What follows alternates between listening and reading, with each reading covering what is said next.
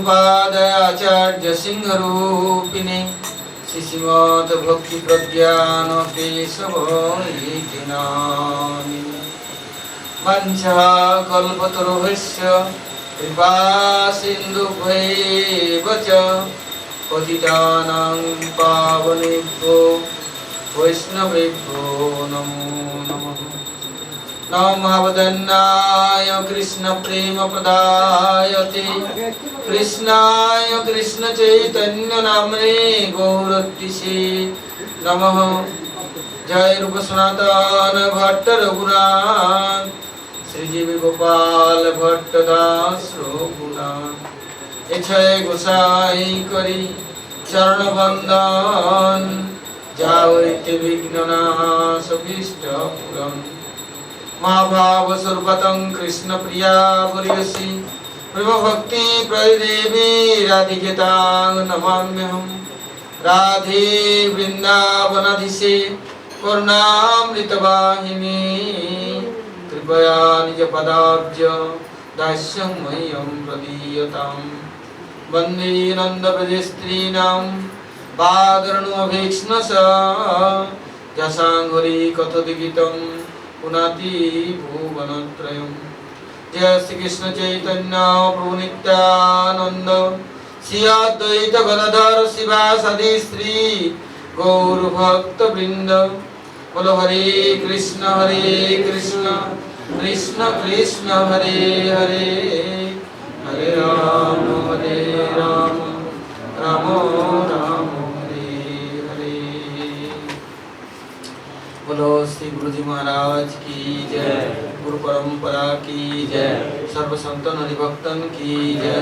जय वृंदावन धाम की जय, वृंदा देवी की जय। जय ब्रजेश्वरी मधेश्वरी प्राणेश्वरी श्रीमती राधा रानी की जय। जय ब्रजदेवीगण की जय, क्षेत्रधाम की जय। जगन्नाथ बलदेव सुभद्रा संजीव की जय। जय श्रीमन नवद्वीप धाम की जय। रामेश्वर महाप्रभु की जय, सपरिकर महाप्रभु की जय। हरिनाम संकीर्तन की जय, संकीर्तनकारी भक्त वृंद की जय। गौर प्रमानंदे।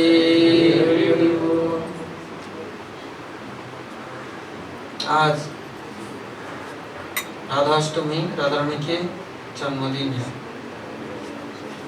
परंतु राधा रानी की जन्मदिन या तत्व के बारे में मेरे को कुछ अनुभव भी नहीं है, मालूम भी नहीं, किंतु इतना ही याद आता है गुरुपाद पद्म किस प्रकार स्नेह से पालन पोषण किया, आज भी कर रहे हैं। उनका यह स्नेह रस के द्वारा हृदय आर्द्र द्रवीभूत होता है और उनके मुखारविंद से जो कुछ सुना वही नित्यकाल हृदय में स्फूर्ति हो एवं नित्यकाल उनके स्मरण से दूर नहीं हट जाए। इतना ही गुरु जी के चरणों में प्रार्थना करते हैं। गुरु जी सब समय अपने इस स्नेह रस के द्वारा समस्त जीवों को, प्राणी मात्र को भगवान की सेवा में समर्पण किया करते थे। यदि यह स्नेह नहीं होता, बंधन नहीं होता, तो कोई भी भगवान चरणाश्रय करके और इस माया जगत से नित्य काल भगवान की सेवा में फिर नहीं रह सकते। इसलिए मैं उन गुरु जी की स्मरण और वंदना करता हूँ जो कि उनके इस रस के द्वारा सदा सर्वदा भगवत सेवा में हम समर्पित रह सके। यहाँ पर हमने सुना बड़े सुंदर राधा रानी के तत्व विचारों को। ये हमारे लिए वो भाग्य है क्योंकि इस जगत में इन तत्व विचारों को सुनने वाला, सुनाने वाला नहीं है। जड़ जगत की कथा, भोगमय जीवन और भोगियों के जो प्राचुर्य जो मदद कर सकते हैं तो उनकी महिमा है, चमत्कार कोई नमस्कार है। किंतु इस जगत से उठा करके अप्राकृतिक तत्वों के अंदर में प्रवेश दे दे और सदा सर्वदा उसमें रुचि प्रदान करके वहीं स्थिर रखे, यह संभव नहीं। हम जगत के लोगों को कुछ दालाली दस्तूर दे करके, कुछ लोभ लालच दे करके 2-4 दिन के लिए नौकर चाकर बना सकते हैं या अपना कह सकते हैं। जैसे एक लड़की अपने युवक लड़के को पति का करके रख दिया कुछ दिन, किंतु वो भी ज्यादा दिन नहीं। बच्चे को गोदी में लेकर के माँ बाप कुछ दिन रख लिया, वो भी ज्यादा दिन नहीं। और देवी देवता की पूजा करके कुछ प्राप्त करके या साईं या दुनिया के उपासना करके कुछ मिल गया दुनियादारी के, सोचते हैं हम चिरकाल सुखी रहेंगे, ये भी संभव नहीं। किंतु यह अपराकृत तत्व के जो अधिष्ठात्री देवता स्वयं भगवान, उन भगवान को किस उपाय के द्वारा नित्य काल हम वशीभूत कर सके, अर्थात आराधना कर सके, उपासना कर सके और उनको अपना सके, वो तरीका कोई सिखाने वाला नहीं। क्यों? किसके पास वो वृत्ति नहीं।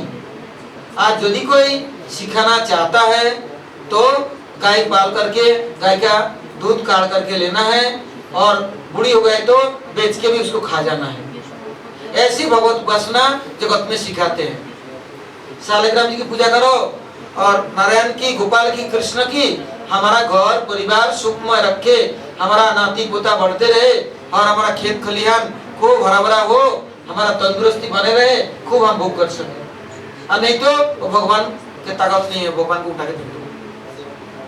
किंतु भगवत मान्यता प्राप्त करना और भगवान के साथ संबंध ज्ञान लाभ करके इस जड़ जगत से ऊपर जाना और नित्य काल नित्य धाम में, back to God and back to home, हमें प्रभु के चरणों में नित्य काल जाना, स्थिर रहना, प्रभु को अपने नौकर नहीं बनाना या उनको अपने नौकरी में नहीं लगाना, अपने सेवा नहीं करना, बल्कि हम उनके दास है, दासानुदास है, नित्य काल उनकी सेवा कर सके। इसलिए कौन मदद करेगा, कौन करेगा?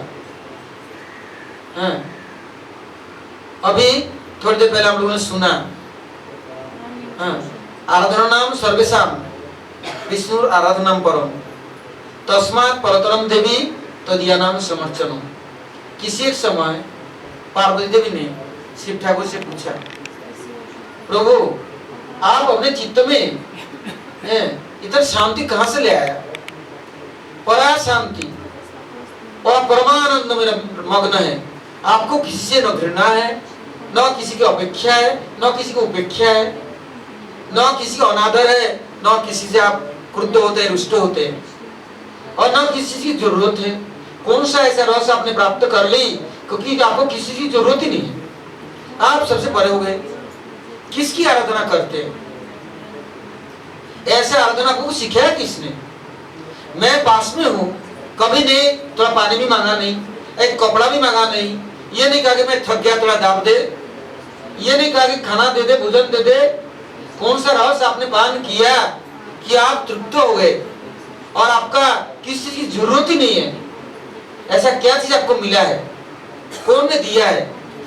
हमें भी सुनाइए ना, आप गुरु हैं, मेरे पोती परमेश्वर गुरु सब कुछ है, किंतु आपके साथ मेरा देह देह कोई संबंध तो है नहीं।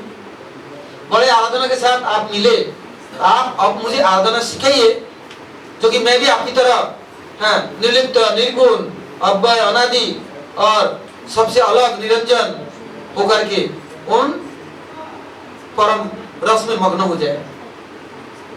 और रस की पता हमें नहीं है, कौन सा रस प्राप्त करने से ये जड़ रस घृणित होता है, तुच्छ अनुभव होता है और इसके प्रति कोई नजर भी नहीं पड़ता है और न किसी चीज की अपेक्षा रहता है। भोग की वृत्ति भी सदा के लिए विलीन हो जाती है। यह कौन सा स्वाद है आस्वादन में? क्या है?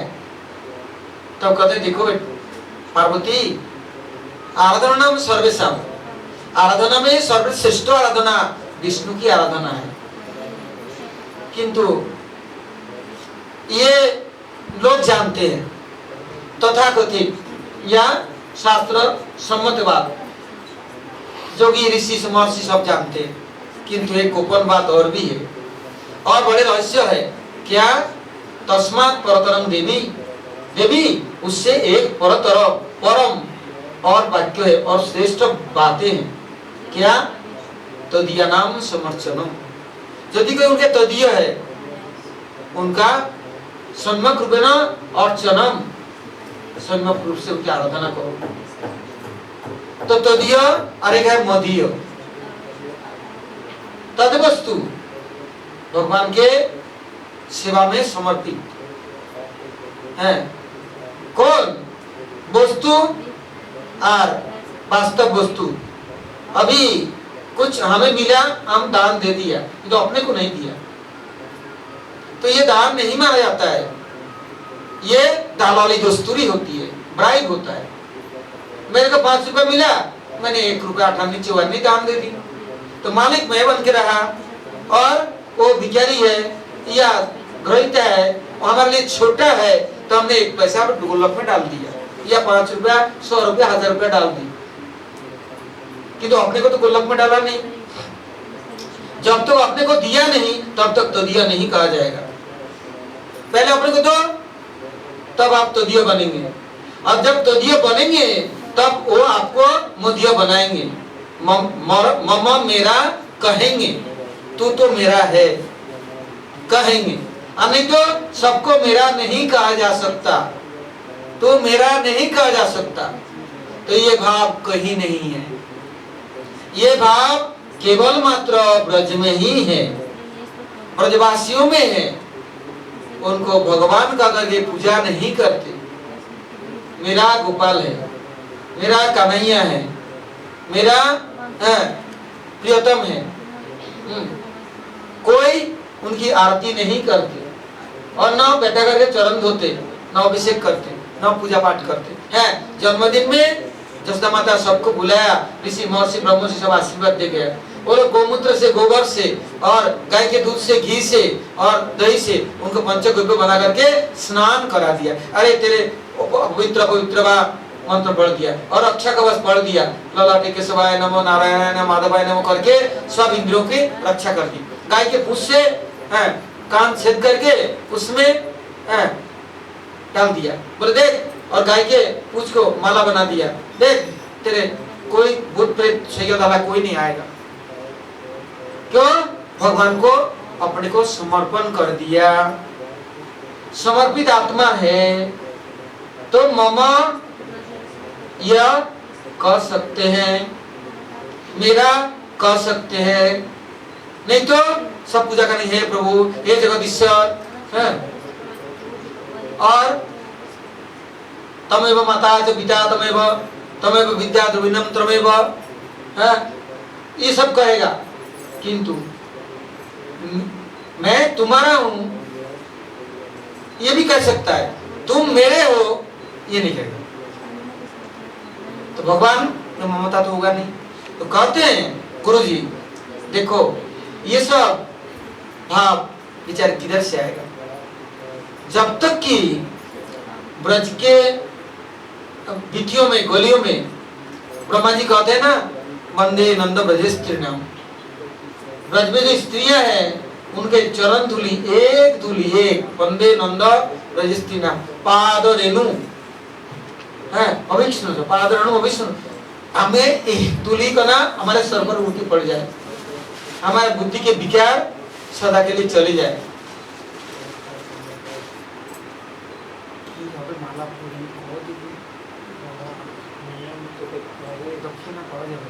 দক্ষিণ আমার দরকার নেই, দিতে হবে। আমাদের মালা পরে বিদায় দিবে, দক্ষিণা দিবে, আগে দক্ষিণা তো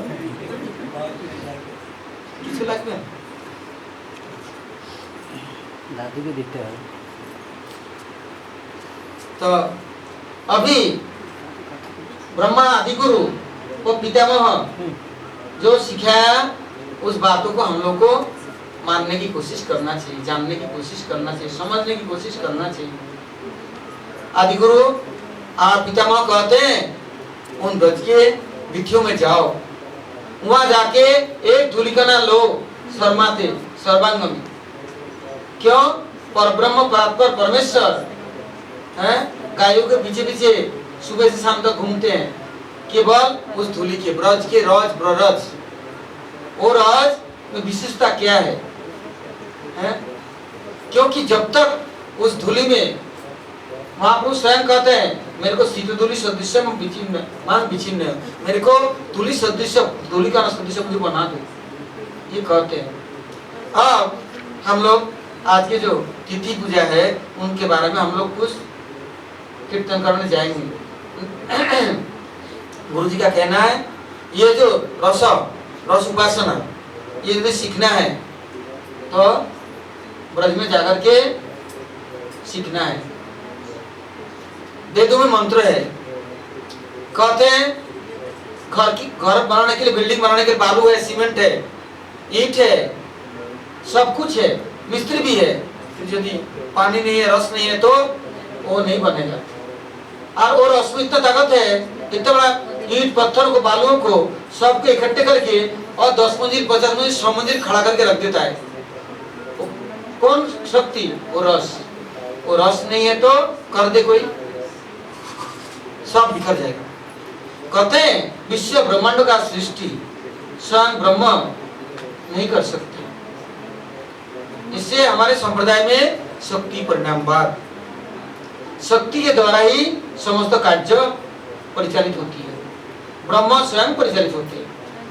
ब्रह्म स्वयं इस शक्ति के आधार पर कार्य करते हैं। इससे इनका नाम है ऊर्जेश्वरी। समस्त ऊर्जा वहां से आते हैं। इनके प्रिय शिष्य, प्रधान शिष्य एक है सूर्य देवता। सूर्य देवता सदा सर्वदा उनकी आराधना करते हैं। आराधना करके उनसे सब कुछ जगत को देते हैं। इससे उनके ऊपर प्रसन्न होकर के श्रीमती रानी दर्शन देने के लिए सूर्य कुंड में जाती है, आशीर्वाद देने हैं और अपना प्रियतम से आशीर्वाद दिलाने और मिलाने, ये बहाना करके। यहाँ पर कोणार्क पे सूर्य मंदिर जाएंगे ना, तो सूर्य मंदिर में चारों तरफ देखेंगे और राधा रानी का शिव विग्रह है और सब मंजरियों का, सखियों का सब लीला पुष्ट है चारों तरफ। तो उनके शिष्य का क्या परिचय है?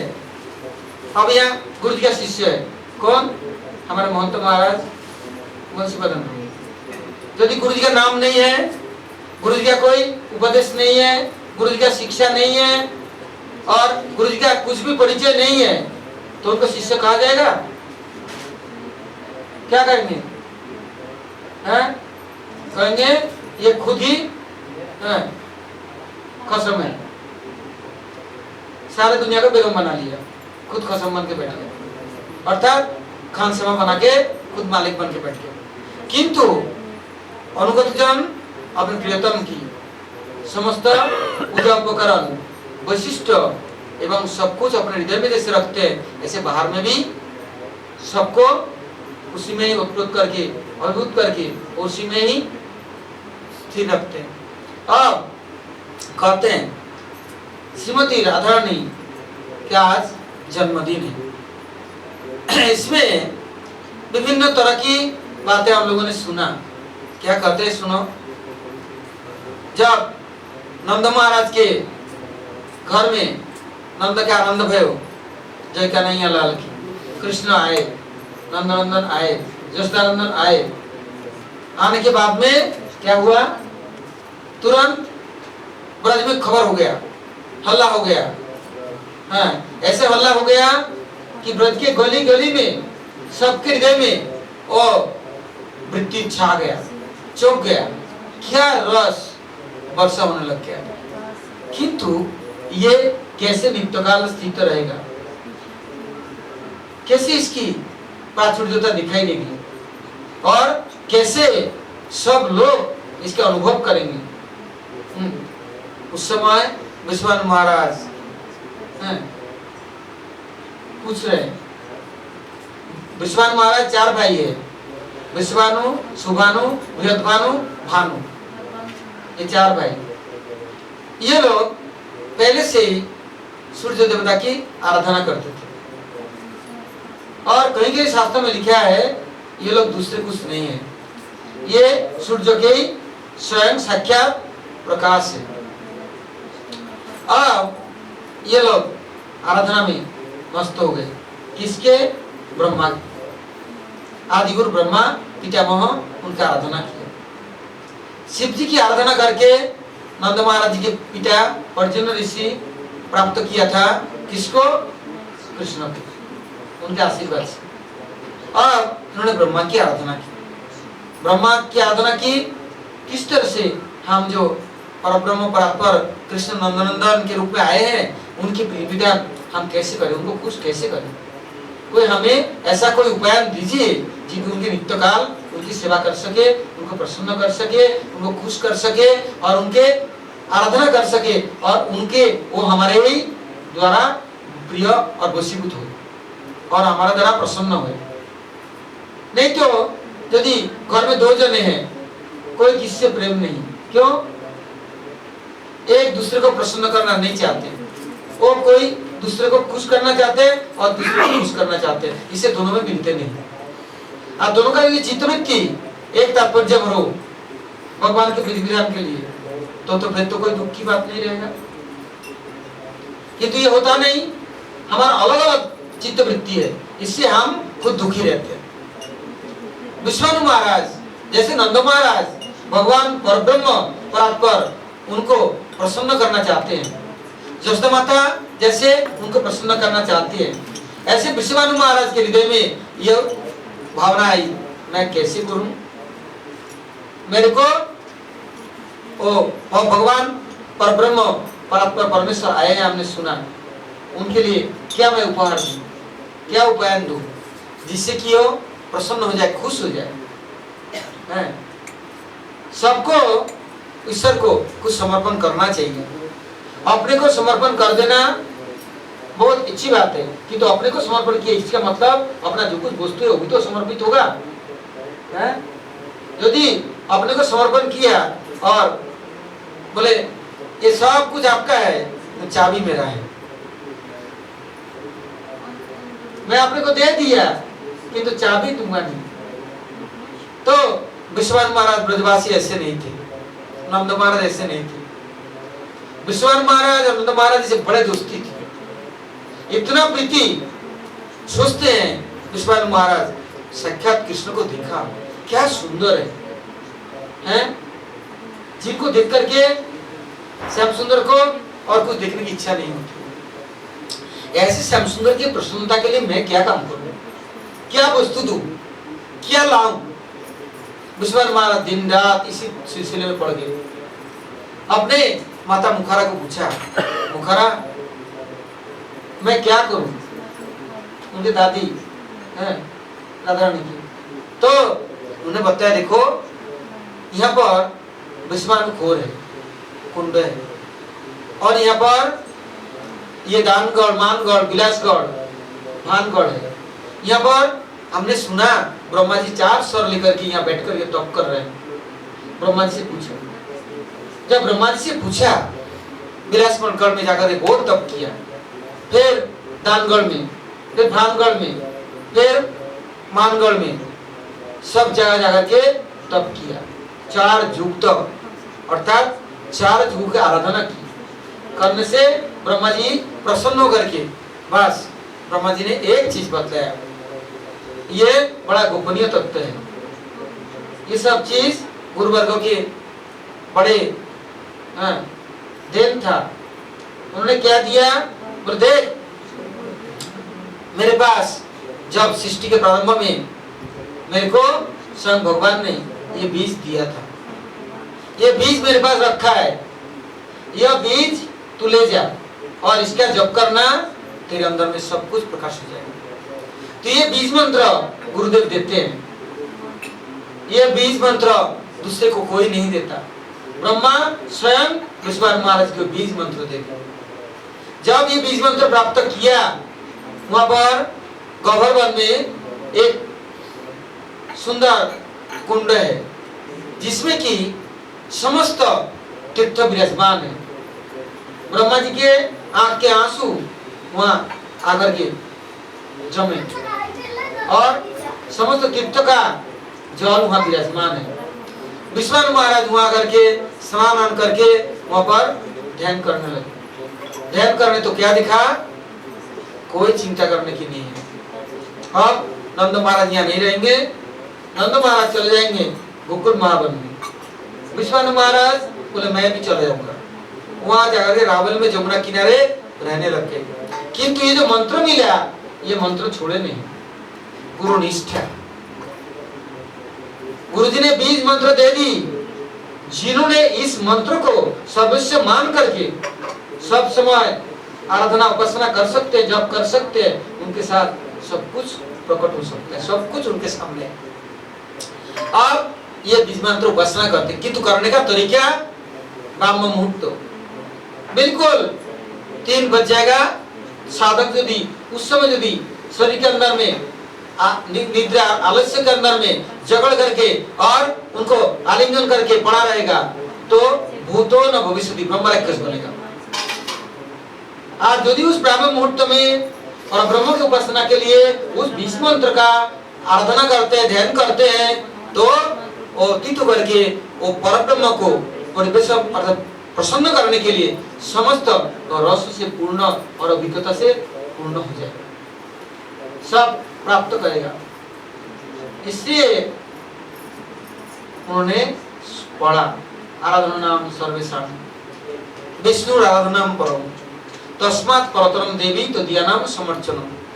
और सम्यक रूप से अर्चन करना शुरू कर दिया, अर्थात वो मंत्र का उपासना करना शुरू कर दिया। अब इधर में सुखदेव गोस्वामी क्या कहते हैं, अनाराधितो नुन्नम भगवान हरिश्वर जन्नो विहाय गोविंद प्रीतो जमुनाद्रो।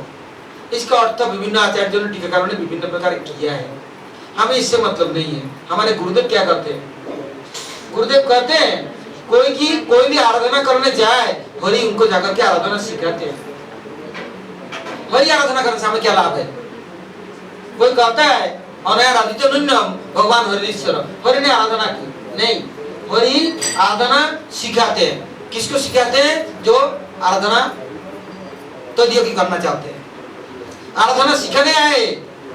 इससे अनाराधितो, तुम आराधना करके नहीं प्राप्त कर सकते, मैं सिखाऊंगा, मैं कैसे आराधना किया और करता हूँ, तुमको मैं सिखाऊंगा। समस्त वो यदि आराधना करना चाहते हैं किसकी, राधा की, तो हरि आकर के जैसे बद्रिकाश्रम में नारायण उपासना करने गए, लक्ष्मी देवी बैल के पेड़ बन करके और खड़ी हो गई। इससे बद्री का मतलब है बैल का पेड़, बद्री का आश्रम, और उसके नीचे छाया में राम नारायण ने उपासना की। ऐसे ही यदि कोई राधा रानी की उपासना करना चाहता है, हरि क्या कहते हैं, अनाराधितो, ये तो संभव नहीं है, किंतु मैं तुमको सिखाऊंगा, तुमको सुरक्षा करूंगा और तुमको समस्त योग्यता मैं सब दूंगा, चिंता मत करो। उस समय विश्वामित्र महाराज उपासना करने के लिए रावल में पहुंच गए। एकांत में सुबह 3 बजे उठते हैं, उठ करके जमुना जी चले जाते हैं, जमुना जी के पानी में खड़े हो जाते हैं। क्यों, बाहर आने से जैसे महाराज गंगा के अंदर खड़े हो जाते हैं यहाँ तक, और सर के ऊपर गंगा का बालू बांध देते पोटली। बोले बाबा जी ऐसा क्यों कर रहा है, बोले माया घुस जाएगी, थोड़ा सा जगह यदि मिले तो माया घुस जाएगी, इससे नाक छोड़ करके पूरा जगह में गंगा में। ऐसे विश्वामित्र महाराज गंगा में जमुना जी में खड़े होकर के ब्राह्म मुहूर्त में उस बीज मंत्र की आराधना करते थे। साधारण तपस्या ऐसे नहीं, ऐसे कोई बाप नहीं बनते हैं, प्रिय नहीं बनते। प्रियत्व है तो ममत्व, ममत्व है तो एकत्व, प्रियत्व कैसे बनेगा। मैंने दिया, क्या दिया, नहीं दिया, नींद को नहीं दिया, नींद मेरी है, भोजन तेरी है, शयन मेरी है, गमन तेरी है, तो आलस्य मेरी है, तो हम हिस्सा बांट कर लेते, तेरे मेरे, कुछ तेरा कुछ मेरा। किंतु इन लोग ऐसा तेरी मेरी नहीं है, उन्होंने दे दिया। किसको दिया? अपने प्रियतम को। उस समय कहते हैं अनाराधित भगवान हरिश्वर, हरि ईश्वर, ईश्वर के ईश्वर परमेश्वर आज ये अनया आराधित जो आराधना के से प्राप्त नहीं कर सकते, वो आराधना करने जा रहे हैं, तपस्या करने जा रहे हैं, उनको पूरा मदद कर रहे हैं। जन्नो विहाय गोविंद, गोविंद प्रिय, प्रीत प्रसन्न हुए, प्रसन्न होकर बोले तुमको मैं क्या चाहिए दूंगा, अर्थात चिंता मत करो। उस समय क्या दिख रहे हैं? जमुना के अंदर में कमल कितने सुंदर खिले हुए, और कमल के ऊपर स्वयं श्रीमती राधारानी वहां पर लेटी हुई है, अपना पैर को उठा अपने मुंह में देकर चूस रहे गोपाल की तरह, और सुंदर कमल के अंदर लेटे हुए हैं। विश्वान महाराज देख करके आकृष्ट हो गए, परमाकृष्ट हो गए, और तैरते हुए जाकर के कमल समेत उठा लिया हृदय कमल में। एक कमल तो बाहर है और एक हृदय कमल में रख लिया, यहाँ स्थान बनाया, लेकर के आए। आकर कृतिका देवी को कहा, देवी दोतमाना, अभी सुना देवी की व्याख्या, जो स्वयं दोतमाना, स्वयं प्रकाश और प्रकाशित करती है, जहाँ अंधकार है वहां भी उजाला कर देने वाला। बस कृतिका देवी को मिला, कृतिका देवी गोदी में ले ली, लेकर के अंचल में छिपा लिया। 1 साल पहले श्री राम हुए थे, और उनके बात्सल्य से जैसे गाय के स्तन में दूध भर जाते हैं, पूरा स्तन में दूध भर गया, किंतु यह लाली छोटी किशोरी ये नहीं कुछ पीती है, खाती है, न आँख खोलती है। कई दिन हो गया, एक दिन नारद ऋषि आए, आकर के विश्वान महाराज से पूछा, महाराज मैं आया तुम्हारे दरबार में, बड़ी पूजा की। बोले नहीं। बोले क्या? बोले तुम्हारे घर में कोई बालक बालिका कुछ आया है? बोले आया है, श्री राम को लाया। नहीं, ये नहीं, ये तो 1 साल पहले मैं जानता हूँ, अभी हाल फिलहाल। क्यों? नारद ऋषि जानते हैं जो शक्ति मत रहे तो अभी सुना ना, आग और दही का शक्ति, सूर्य और सूर्य किरण अलग नहीं हो सकती, पानी और तरलता है, तो कस्तूरी का गंध कभी अलग नहीं हो सकती है। तो अब जब भगवान है तो भगवान की शक्ति भी है, कहाँ है? ढूंढते डांटते उन्होंने जब की विश्वान महाराज बोले, कृतिका बोला किसी को मुंह बंद बोलना, कोई जाने नहीं, कोई सुने नहीं, कोई देखे नहीं, किसी को मालूम नहीं होना चाहिए। बोला अच्छा ठीक है। अब कृतिका कहाँ नहीं रही है, रूई के अंदर में छिपा करके रख दिया है, किसी को दिखाया नहीं, वो खाती नहीं, पीती नहीं, आँख खोलती नहीं, अब दिन बढ़ती है, बड़ा सुंदर है, किंतु क्या करे, कुछ सेवा करने लायक नहीं। नारद ऋषि के पास अब क्या छिपाएंगे? नारद ऋषि विश्वान महाराज को अनुरोध करने पर अंदर ले आए, पूजा पाठ करके बोले अच्छा बैठिए। उन्होंने कृतिका ने अंचल में छिपा करके गोदी में ला करके देखा तो बोले जाओ फूल, चंदन, अगरू, कस्तूरी, कुमकुम ये सब ले आओ, दुर्गा घास ले आओ, रोली ले आओ, खीर ले आओ, मैं आशीर्वाद दूंगा। इतने में ये गए, राधा रानी को पालना में झूला रख करके अंदर, ये राधा रानी को साष्टांग और दंडवत करने लगे और परिक्रमा करने लगे, स्तुति करने लगे।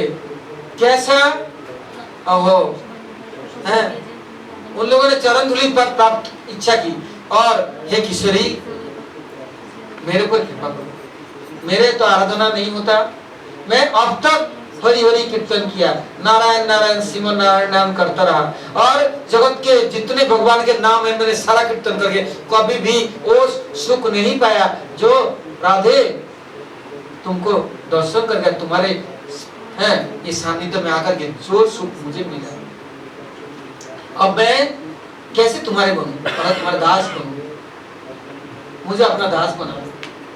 तब राधा रानी ने पूर्ण दर्शन दिया और बोले देख चलो जा गोवर्धन के तरटी में, वहां जाकर के आराधना कर, मैं कभी कुसुम वन में जाऊंगी तब वहां तेरे को आशीर्वाद प्रदान करूंगी।